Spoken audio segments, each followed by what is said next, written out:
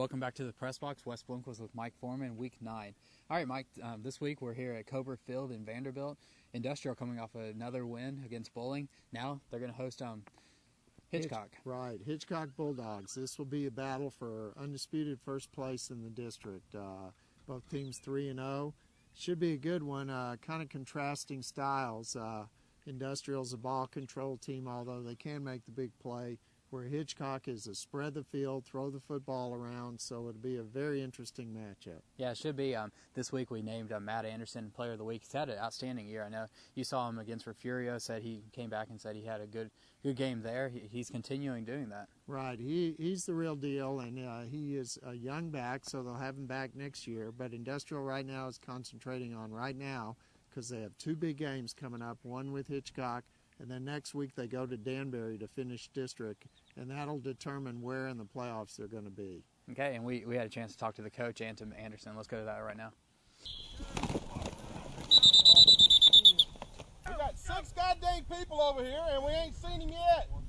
Talk! Find for victory. What is this?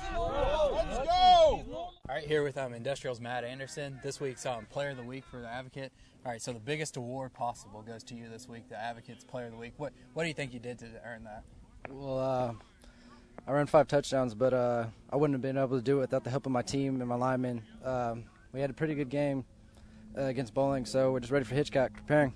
Okay, so what do y'all do this week to prepare and to get ready and I guess come out with a win? We're practicing hard, but this isn't going to be an easy game. It's going to be very close, and it's going to come down to the end of the wire, fourth quarter. All right. Hey, well, congratulations. Good luck. All right, thank you.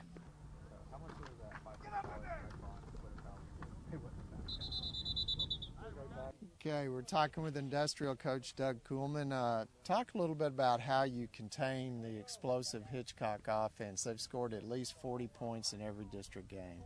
Well, no doubt with the points that they put up on the scoreboard, not only in district, but even in their non-district schedule.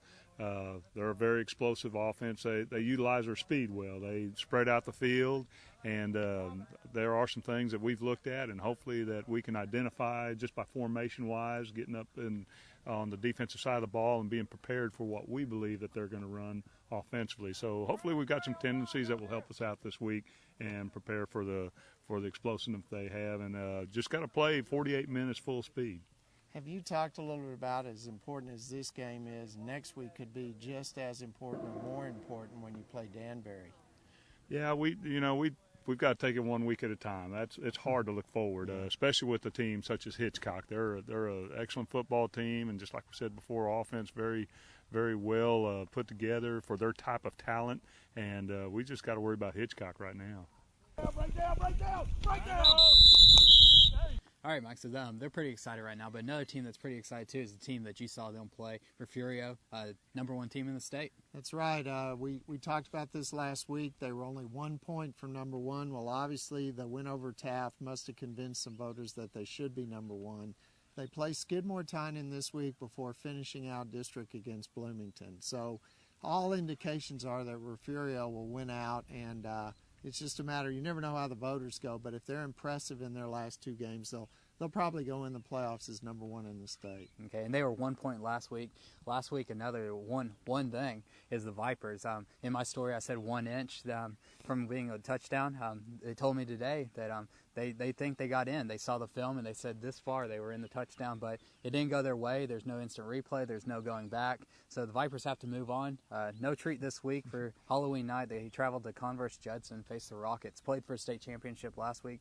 What do you think about that matchup for them? Well, I think Judson's going to be a difficult matchup for them, but what they have to hope is that King loses and East Central loses. If that's the case, then we know then that last week against East Central, they'll still have a chance for the playoffs. Mm-hmm. And there's one of the features I wrote this week. It's about Jared Dolezal stepping in, but still, I mean, I can say he's stepping in, filling in quarterback. Still, no question, though, O.J. Hughes is still the leader of that team. Ran for 214 yards last week, 2 touchdowns. They're going to need him these next 2 games to make the playoffs. They're going to need him to adjust to that, not feel bad about it, just step in and keep playing like he's played all year. Yeah, well, I think with Jared there, Dolezal, that gives them some versatility. They can throw the ball and they can do some things with OJ. They can move him around, which makes it more difficult for the defense. They can't just key on him at quarterback. and I think that'll help them. Yeah, it should be interesting to see. Another interesting thing, you're going to see El Campo and Bay City this week. What are you looking forward to? Well, that game's always great. I always love that game. And it's Halloween, the Black Cats on Halloween night against the Rice Birds. It'll be in El Campo. You really never know what to expect from that game. Just when you think you've seen it all, it's the state's longest continuous rivalry. But yet year after year, you'll see something in that game that you just don't expect. And this year, it's very important because the winner of that game is definitely in the playoffs. The loser is not definitely out, but the loser will have to have help to get in. Or El Campo, either that or El Campo will have to beat Lamar next week. So the winner of this game is definitely in, and they not only have bragging rights, but they'll know they'll be going in the playoffs as well. Yeah, a team that doesn't need a win, but probably, I'm going to step out and say they're probably going to get a win. St. Joseph Flyers playing in their homecoming against Austin Hyde Park, another new district foe. They're going to have chili cook-offs before, tailgate parties, going crazy out there, those Flyer fans. But what do you think they need to do? Just keep working? I know because after this week, it's their big test. They're going to bring in Wilson Vic and San Antonio Christian. That's the one that everybody's been pointing to and the one they're looking forward to, I'd guess. What I'm looking for this week is to see how their defense plays because Hyde Park scored some points against San Antonio Christian. And if St. Joe can hold them down, that'll give them some little momentum and encouragement going into that San Antonio Christian game. So they definitely want to get the win. But I'm also curious to see, because Hyde Park's been scoring a lot of points. It hasn't always been successful, but it has got on the scoreboard. So that's what we need to watch, is see how the Flyers defense does this week. Okay, and this year it seems like it flew by. Yeah, I mean, it seems like just yesterday you and I were sitting down for the first press box in the office on those stools, and we were talking about Calhoun. Calhoun, they're coming off a good win against Beeville, but they're playing their last game this year. Right, this is the last district game. It'll be Saturday night at Corpus Christi Miller, a game they should win, and that should put them as, unless something dramatically changes,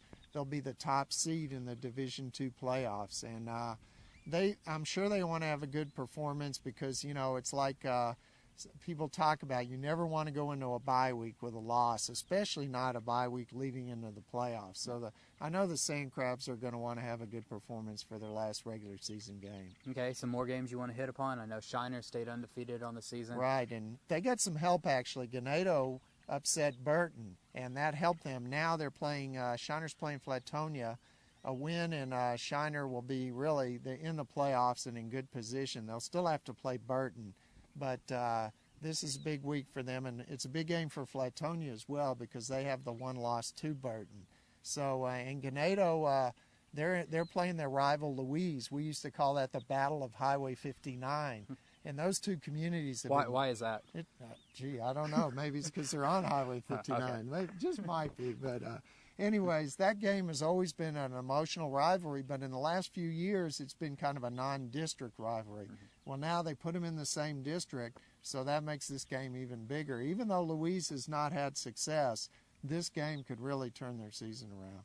All right. Well, there's plenty more we could talk about, but I think we're about to hit that overtime. Nobody likes to see that, especially our bosses. So we better cut out here from Cobra Field. Hitchcock will be here on Friday night. Yeah, big game for the Cobras. Big game. So for the press box. See you later.